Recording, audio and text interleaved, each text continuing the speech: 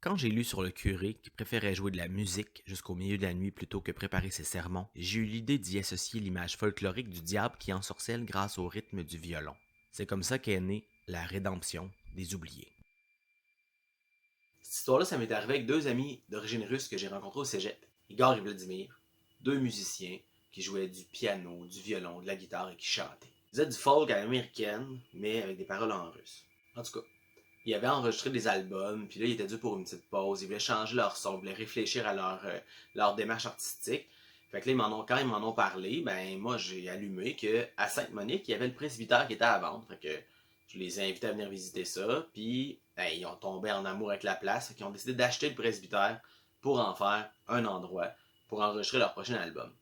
Ce qu'il faut que je te dise, c'est que le presbytère, il venait aussi avec les instruments de musique qui appartenaient à l'ancien curé.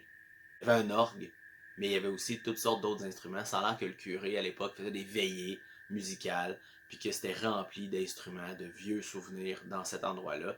Bon, ils n'ont pas trouvé quand ils ont visité, mais ils se sont dit, il y a tellement de pièces à fouiller qu'on va bien finir par les trouver, tu sais. Fait que moi, je suis allé les aider quand ils ont emménagé, parce que, tu sais, j'habite pas loin, fait que ils ont emmené leur bagage, puis je suis allé les aider à rentrer ça, puis à faire le tour des pièces, tu sais.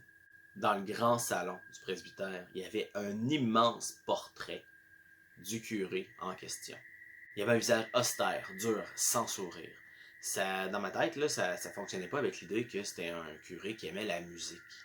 On a fouillé la bâtisse au complet, à la recherche des instruments, puis on les trouvait pas. On arrivait au grenier quand j'ai entendu une vibration dans le plancher. Je l'ai senti. J'étais pas tout seul. Igor et Vladimir aussi. Ils ont eu cette impression-là.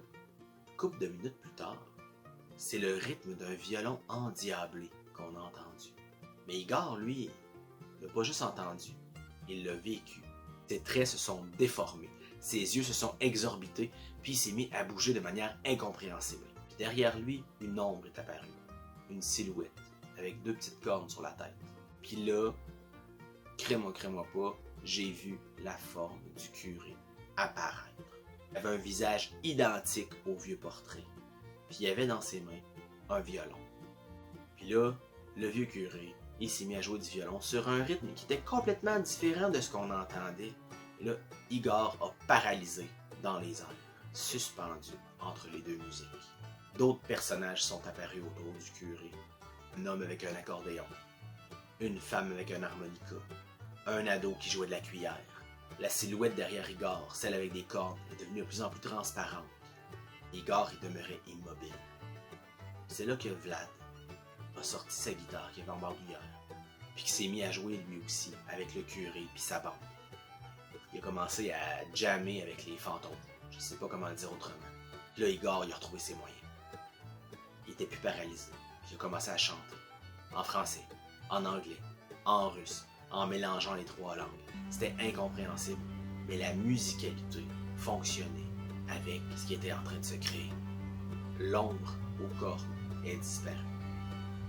Et tous les fantômes ont arrêté de jouer de leur instrument. Ils sont disparus. Par terre, tout ce qui restait, c'était les instruments. Puis il y en a d'autres qui sont apparus. Un saxophone, un mélodica, un violoncelle, un orgue de barbarie. La silhouette du vieux curé était restée très très pâle.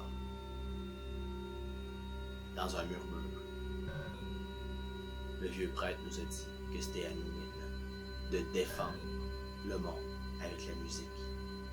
Il m'a dit que lui et sa gang, sans le savoir, avaient libéré quelque chose et ensuite avaient essayé de le contrôler, mais que depuis qu'il était mort, personne n'avait pris le relais et que c'était à notre tour. C'est dangereux, mais si on le fait pas, c'est le monde au complet qui s'en va vers l'arrière. Fait que depuis ce temps-là, j'ai une vieille guitare dans le coin de ma chambre. Puis j'espère jamais avoir besoin d'en servir.